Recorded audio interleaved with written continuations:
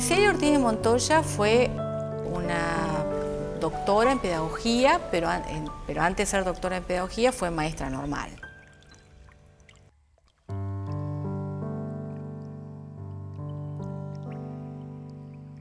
Es una figura, me parece impactante desde el punto de vista, más allá de su trayectoria, de su propia producción intelectual, ¿no? Era una persona interesada en sembrar en el otro. Yo creo que es una de las expresiones que más dicen de esa actitud pedagógica siempre presente en ella. Ya en esa época la doctora era un personaje de Paraná. Yo creo que ya del 70 en adelante la doctora era conocida en los distintos niveles, no solamente en los niveles intelectuales, y era un personaje de Paraná.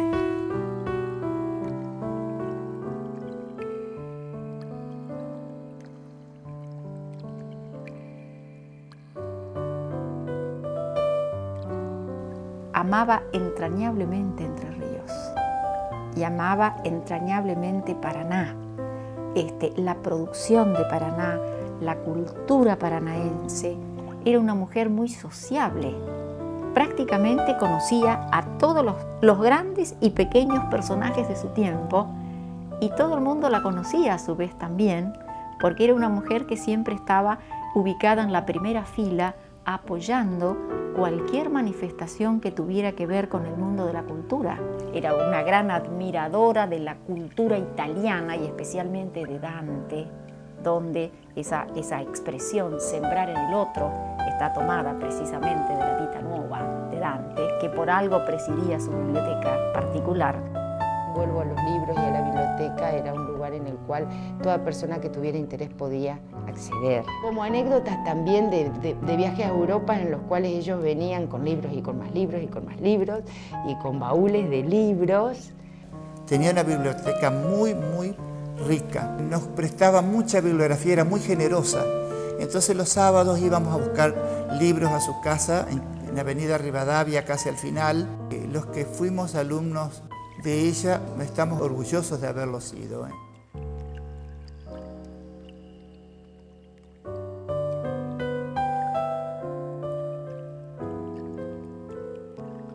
Ahora tratamos de preservarlo, porque es un fondo, ¿no es cierto? Eso es como el testimonio de la doctora.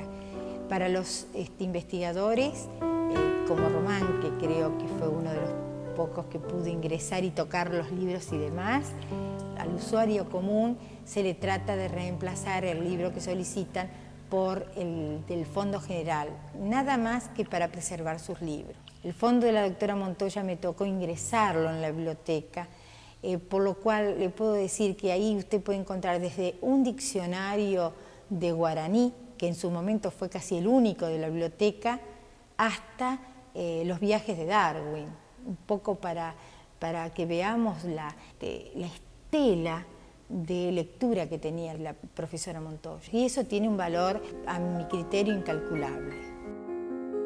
Recuerdo haberle escuchado parafrasear fragmentos completos de los diálogos platónicos. Por ejemplo, de la misma manera que se interesaba en los últimos tiempos tanto por la filosofía de Heidegger como por los estudios de Saussure, como por la literatura rusa, especialmente Dostoyevsky, y obviamente también por el teatro del absurdo. Era una admiradora de Ionesco, de la misma manera que era una mujer enamorada de la pintura y enamorada de la música, especialmente de la obra de Liszt.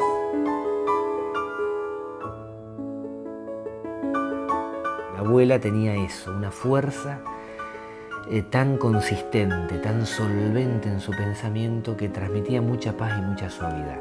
Con mamá pasaba lo mismo. Era además una mujer muy bella, ¿no? Y entonces tenía esa dulzura, esa frescura para transmitir sus conocimientos de una manera muy particular. Y ahí sin duda había un ida y vuelta con la abuela muy grande, muy delicado. Los recuerdos de la infancia son muy dulces y y con una cuestión notable. El ir a tomar el té con la abuela era relevante, ¿no? Era una ceremonia. El corazón de la casa era el patio, sin lugar a dudas, ¿no? El patio con la glicina.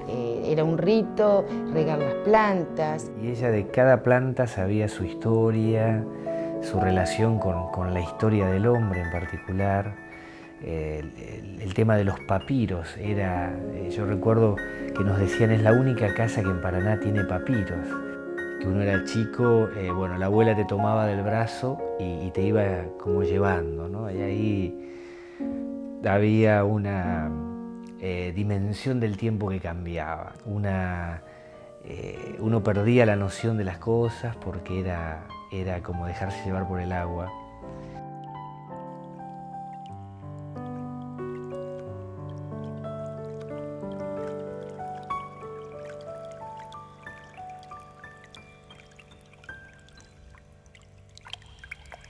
Si uno quisiera reconstruir un poco la historia o parte de la historia educativa y cultural de la Argentina, no puede no aludir al desarrollo del normalismo argentino. El normalismo comienza en la ciudad de Paraná, en la histórica Escuela Normal de Paraná, alrededor de la década de 1870, por poner una fecha más o menos eje. Viene, digamos, vinculado con tradiciones del normalismo en distintos lugares del mundo, fundamentalmente la tradición norteamericana, digamos, el movimiento democrático educativo de la costa este de Estados Unidos, más específicamente Massachusetts, donde Sarmiento, en algunos de los varios viajes que hizo, entró fuertemente en contacto con algunos grandes pedagogos del siglo XIX, como fue el caso concreto de Horace Mann. No podemos dejar de mencionar dos figuras emblemáticas de todo este proceso. En su etapa inicial, un normalista norteamericano, George Stern, que es el que lidera la etapa fundacional y tal vez sea el momento más democrático y más innovador de lo que fue este proceso. Una segunda etapa de organización institucional y realmente de articulación de esta pedagogía normalista con el proyecto político de la clase dominante en Argentina hasta la década del 30, que fue José María Torres, ¿sí? Maestro español, que llega a Paraná. No podemos olvidar que, como la Normal fue una escuela de escuelas, hay algo que hoy por hoy parece ya totalmente ganado, naturalizado, que es esta idea de que los maestros son las mujeres. No fue este proceso de feminización del magisterio algo que se dio naturalmente, por el contrario, significó una ruptura ideológica fenomenal. En el marco de resaltar la importancia del aporte del normalismo para la emancipación de las mujeres en Argentina.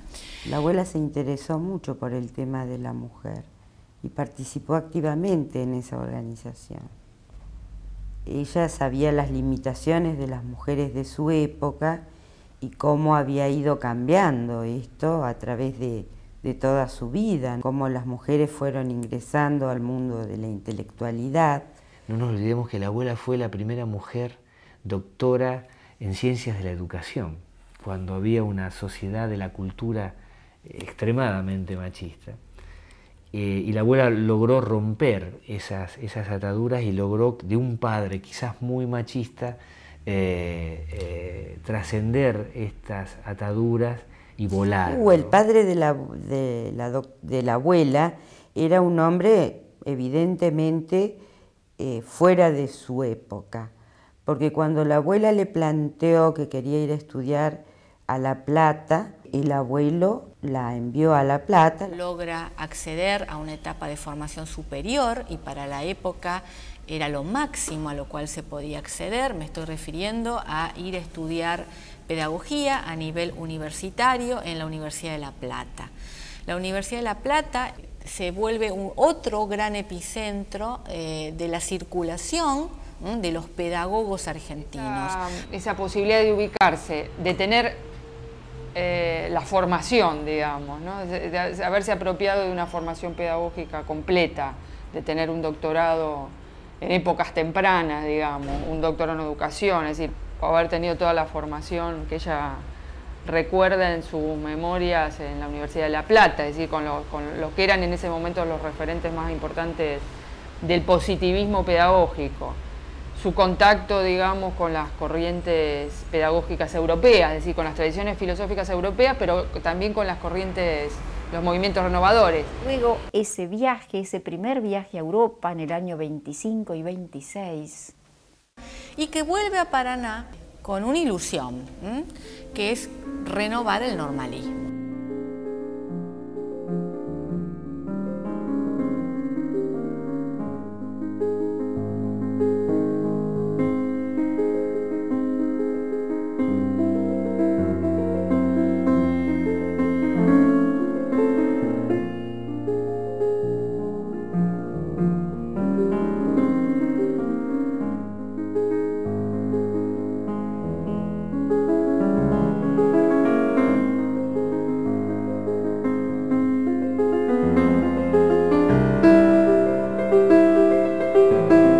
Pensábamos que en la Escuela Normal de Paraná teníamos el sumum de los saberes.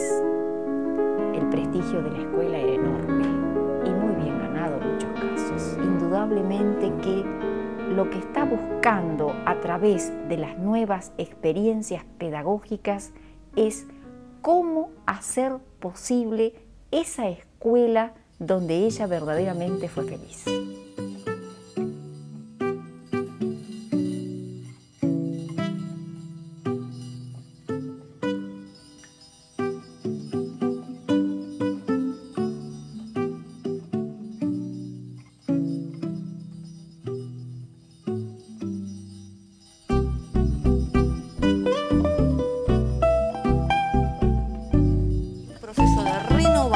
Pedagógica muy fuerte, en gran medida en el propio seno del normalismo. No hay que pensar solamente que la renovación viene por fuera del movimiento normalista. No, no es así.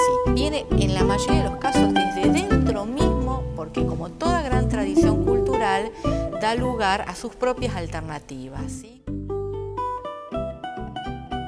Es decir, cuando ella pone en marcha experiencia de escuela activa integral, lo que hace es poder aunar esa reflexión filosófico, pedagógica, histórica, etcétera, con una experiencia concreta de otras condiciones pedagógicas del proceso de la experiencia infantil. Entonces esta me parece que la particularidad está ahí. Y así era el canto, y así era la música, y así eran los juegos rítmicos que inventaban en el teatro de niños.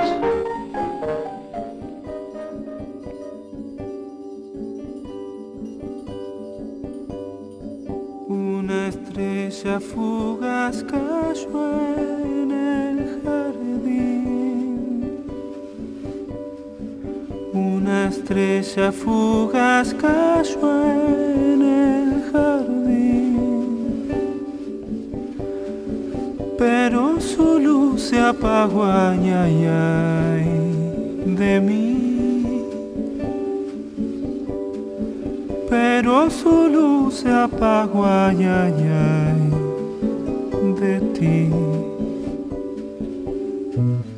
Todos pidieron deseos sinceros, todos pidieron deseos enteros, todos. Lo que no se pudo hacer, la innovación educativa que no se pudo hacer en Entre Ríos, sí se pudo hacer por los mismos normalistas, por los amigos de Montoya, por las colegas de Montoya en la costa santafesina. No había maestros de plástica, no había una clase de arte especial. El arte estaba en el vivir cotidiano, porque la sensibilidad estaba en el vivir cotidiano. El gran prodigio inicial de Olga fue conseguir lentamente, poco a poco, que esos maestros comprendieran sus postulados de la educación, se hicieran sensibles a las ideas que ella aspiraba a aplicar dentro de las experiencias en la escuela. Enteros, todos a ella aferraron ideas, pero su luz se apagó, ay, ay, ay, sí, sí. Y en los fugas de la vida y en el calor del silencio baila triste la leyenda que el pueblo comenta riendo. Una estrella fugaz cayó en el jardín. La